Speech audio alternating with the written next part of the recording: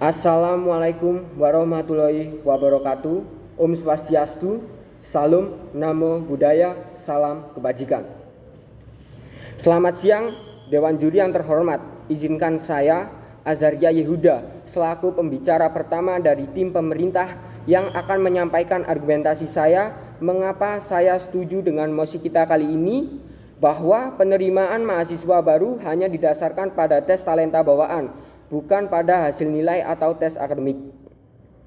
Dewan Juri yang terhormat, tes talenta bawaan adalah rangkaian tes dan analisa yang menggambarkan kemampuan kognitif, karakteristik, minat, serta kepribadian siswa terhadap suatu bidang atau jurusan tertentu. Tes ini juga dapat melihat dinamika kepribadian, kegemaran, atau hal-hal yang menarik perhatian siswa lainnya.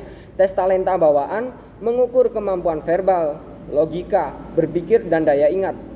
Menurut artikel med.com.id, seseorang akan memilih apa yang ia sukai atau minati sesuai dengan karakter pribadinya. Dewan Juri yang terhormat, seseorang yang menekuni akan apa yang ia sukai tentunya akan mendukung anak untuk belajar. Dewan Juri yang terhormat, saya akan menjelaskan mengenai kemampuan yang sudah saya jelaskan tadi.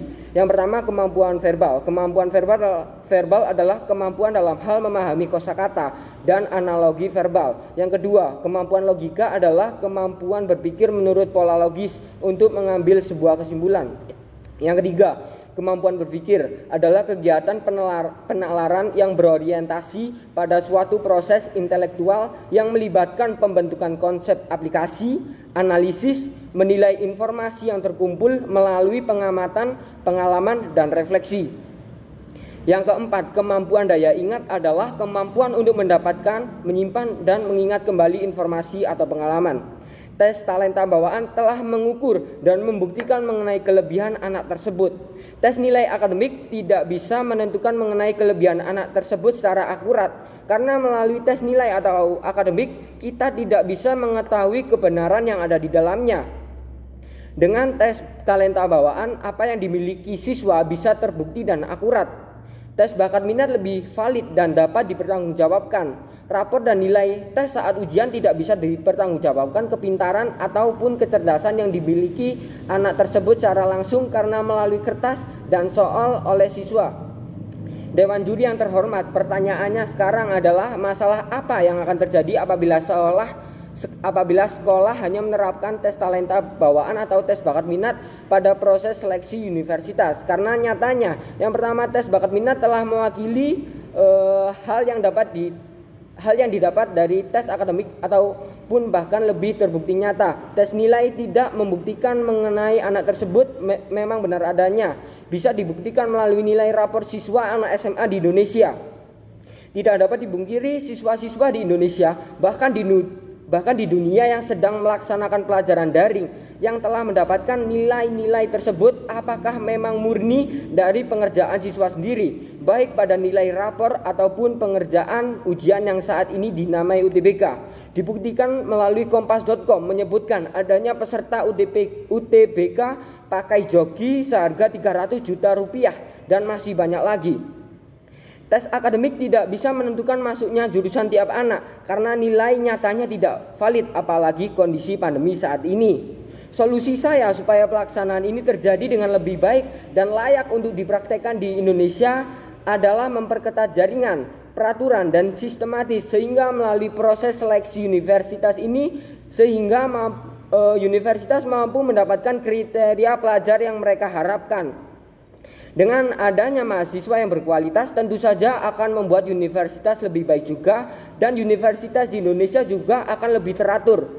Dewan Juri yang terhormat, perlu saya tekankan di sini bahwa semua akan baik apabila semua ada pada tempatnya. Masuk ke poin argumen saya. Dengan mengetahui sadar minat akan potensi kognitifnya, anak pun menjadi lebih percaya diri memilih jurusannya, bahkan dapat menyelamatkan anak dari situasi salah jurusan. Yang pertama, menurut hasil survei di Universitas Surabaya, seperti yang dikutip dari Kompas, 40% mahasiswa drop out di tahun pertama karena tidak cocok dengan jurusan yang mereka pilih. Dengan demikian kita dan universitas juga akan membuang waktu, materi, dan kesempatan. Yang kedua, menurut hasil survei Kompas, mahasiswa memilih DO sebagian besar karena materi kuliah tidak sesuai dengan yang dibayangkan, kurang bimbingan dari dosen, dan memang tidak menyukai jurusan yang mereka ambil. Yang ketiga, CEO PT Melintas Cakrawala Indonesia, Ari Kunwidodo, mengungkapkan hal tersebut bisa diselesaikan dengan melakukan tes bakat minat anak sebelum anak mengambil keputusan terkait jurusan pilihan. Ia pun menyebut produk teranyar MCI, yakni tes bakat minat AJT, bisa menjadi solusi untuk mengetahui bakat dan minat anak. Yang keempat, Ari menjelaskan tes minat bakat minat yang diluncurkan hari ini 5 Februari 2020 adalah rangkaian tes dan analisa yang menggambarkan kemampuan kognitif, karakteristik, minat, serta kepribadian siswa terhadap suatu bidang atau jurusan tertentu. Dewan juri yang terhormat, berdasarkan apa yang telah saya sampaikan, dapat dibuktikan dan dilihat dari beragam argumen dan data yang telah saya berikan. Saya dari tim pemerintah menyetujui mosi tersebut. Sekian, terima kasih.